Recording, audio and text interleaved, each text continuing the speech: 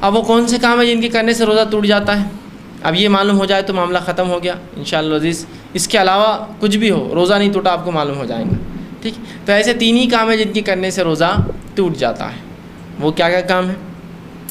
پہلی چیز، کوئی شخص اپنے بیوی سے ہم بستری کر لے، اس کا روزہ ٹوٹ جائیں گا. یاد رکھیے اس کا روزہ ٹوٹ جائیں گا، اور یہاں قضا بھی واجب ہوں گی اور کفارہ بھی لازم ہوگا. باقی تمام جگہ فدیہ لگیں گا یا خالی قضا ہوں گی، لیکن اس صورت میں قضا بھی واجب ہوں گی اور ساتھ میں جو ہے وہ کفارہ بھی دیں گا. اس کا یہ ایک ہی شکل ہے جہاں کفارہ ضروری ہے. آپ صلی اللہ علیہ وسلم کا ایک شخص ہے اور کہا اللہ کے رسول میں تو ہلاک اور برباد ہو گیا. آپ صلی اللہ علیہ وسلم نے پوچھا اطمینان رکھو کیا ہوا؟ کہا میں ہلاک اور برباد ہو گیا. کہا کیا ہوا؟ تو کہا میں نے روزے کی حالت میں اپنی بیوی سے ہم بستری کر لی. تو اب اللہ کے رسول نے کہا ٹھیک ہے کوئی بات نہیں، اگر یہ غلطی تم سے ہو گئی تو کوئی مسئلہ نہیں، اب تم ایک کام کرو، ایک غلام آزاد کر دو. تو کہا اللہ کے رسول میں غلام کیسے آزاد کر سکتا ہوں؟ میں تو جو ہے بہت ایک غریب آدمی ہوں، میں غلام نہیں آزاد کر سکتا ہوں غربت کی وجہ سے. تو آپ صلی اللہ علیہ وسلم نے کہا اچھا غلام نہیں آزاد کر سکتے ہو تو پھر 60 دن کے روزے رکھو پیدر پہ ایک کے بعد ایک. تو کہا اللہ کے رسول یہ بھی نہیں ہو سکتا مجھ سے، 60 دن کے روزے رکھوں گا تو مشکل ہے، کمزوری کے اعتبار سے میرے کام کاج کے اعتبار سے میرے لیے محال ہے. وہ غریب انسان تھے کہ میں 60 دن کے روزے رکھوں. تو آپ صلی اللہ علیہ وسلم نے کہا کہ اچھا پھر 60 مسکینوں کو کھانا کھلاؤ. تو کہ اللہ کے رسول میں تو بہت غریب آدمی ہوں، خود کے کھانے کے میرے مسئلے ہیں، میں 60 مسکینوں کو کیسے کھانا کھلاؤں گا؟ تو کہا جو کچھ پھر تمہارے پاس ہو صدقہ کرو کچھ کھانے کا.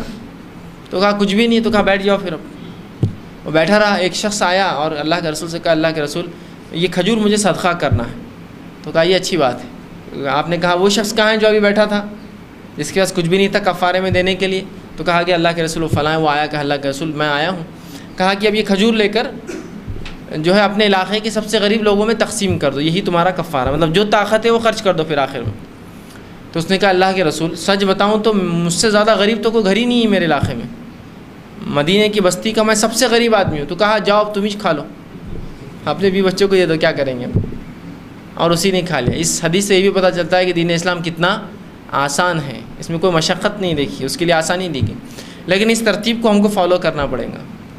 ہم کو پہلے غلام آزاد کرنے والا عمل کرنا پڑے گا.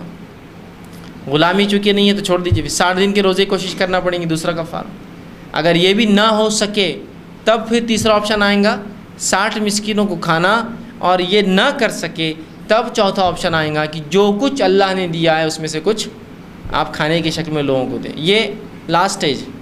ٹھیک، ترتیب میں ہی آنا پڑے گا. غلام آزاد کرنا، 2 مہینے کے روزے رکھنا، 60 مسکینوں کھانا کھلانا.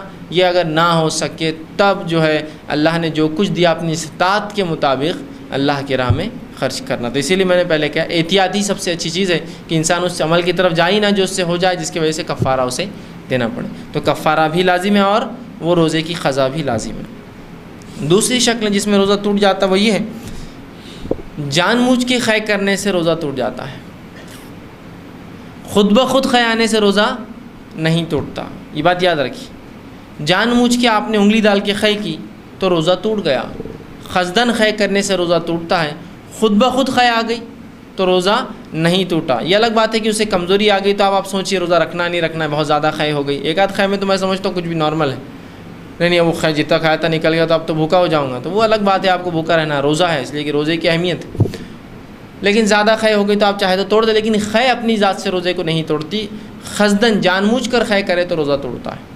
ٹھیک، تو یہ دوسری شکل ہے. آپ کو یہ کہیں گا کہ جان بوجھ کے کھانے پینے سے، تو میں سمجھتا ہوں ہر عقل مند کو معلوم ہے، اتنا بیوقوف تو کوئی بھی نہیں اور معصوم نہیں کہ اس کو یہ نہ پتہ ہو کھانے پینے سے روزہ توڑتا ہے. تو بولنے کی ضرورت ہی نہیں ہے، سیدھی سی بات ہے. تو یہاں بھی آپ پر جو ہے اگر خود بخود خے آ گئی تو روزہ نہیں ٹوٹا. جان بوجھ کے کی تو آپ پر قضا لازم ہوگی، اس کا کوئی کفارہ نہیں. ٹھیک، اسی طرح تیسرا کوئی شخص حیض اور نفاس، کوئی خاتون کو حیض اور نفاس آ جائے تو بھی اس کا روزہ ٹوٹ جاتا ہے. بس یہ 3 ہی شکلیں ہیں روزے کی ٹوٹنے کی. پہلا ہم بستری کر لیں، دوسرا جان بوجھ کر خے کرے، تیسرا اگر عورت ہو حیض اور نفاس آ جائے تو معاملہ ختم ہو گیا. یہ تینوں روزے نہیں رکھیں گے. پہلے شخص کو قضا بھی اور کفارہ ہے، خے کرنے والے کو صرف قضا ہے، اور حیض اور نفاس والی عورتوں کو بھی جو ہے اس کی قضا ہوں گی. بعد رمضان ان کو وہ روزے مکمل کرنے ہوں گے جیسے اللہ نے طاقت دی استاد دی. تو یہ تین ہی لوگ ہیں جو جن عمل سے، 3 ہی عمل جن سے روزہ ٹوٹ جاتا ہے. ٹھیک، ان سے روزہ ٹوٹ جاتا ہے. ٹھیک، اب اسی طرح جو ہے چند بات